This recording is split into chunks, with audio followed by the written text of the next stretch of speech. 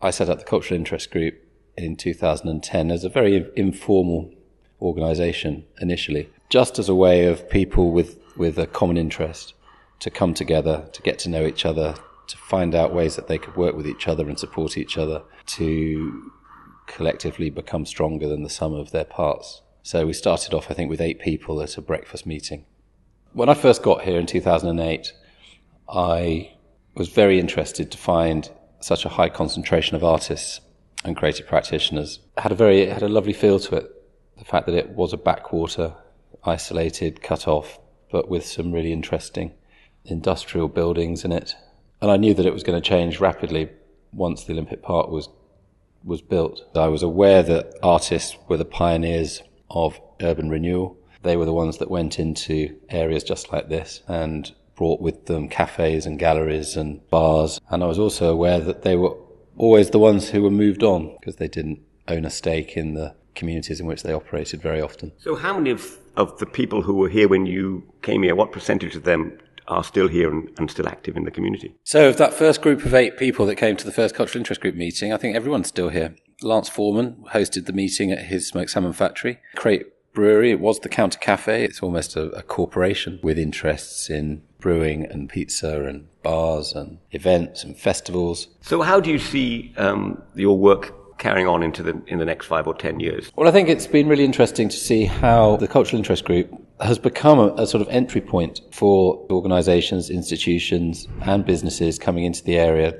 to introduce themselves, meet people that it might be able to work with, collaborate with, that sort of thing. I'd like to think that it will continue, but it's very much a labour of love for me. It's a thing that I organise on a pro bono basis. I can only continue to provide it if my own business allows me to do that.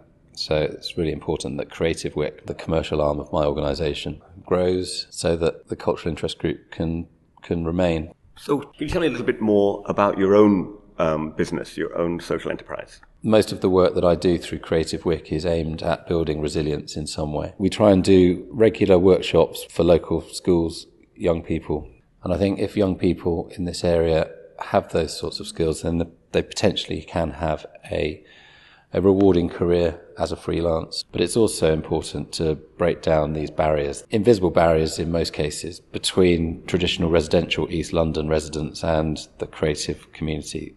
Another important piece of work that we try and do regularly is to build relationships between the development community and the creative community. So the project that we've done with Peabody is a hoardings project where we took 13 fine artists to paint the building site hoarding. Those artists, again, have an opportunity to exhibit in the marketing suite of the finished development. You come up with these reinvestment loops that don't need much initial investment from the developer, but builds long-term relationships. So it's about helping people meet each other, making sure that artists have got more money in their pockets so that they can pay the inevitable rent increases that are coming. So it's early days. Do you have any thoughts of the impact of Brexit on this area? Hackney Wick's creative community is so multicultural. There are people from all over the world here working and living and developing their practice, and that brings fantastic knowledge transfer, and I think that's a wonderful thing. I think if we were to lose that, it would be a terrible thing. We also have lots and lots of people from Europe. There's a global circuit, if you like, of creative cities like this. It's almost as though there's an informal exchange program, particularly with Berlin, with Lisbon, to a lesser extent, I think, Leipzig. There's a lot of relationships between Sao Paulo and Rio. Ultimately, this is a very fragile creative economy, and it's only going to survive if we can all make it stronger. But there are some quite positive signs, I think.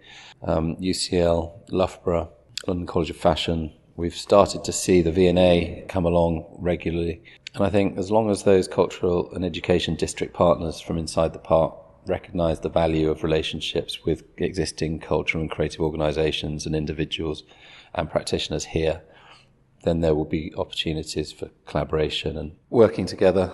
Hackney Wick has been one of those places that has changed and changed and changed over many, many, many years as industry has come and gone. And so you always have that sense that there's a natural churn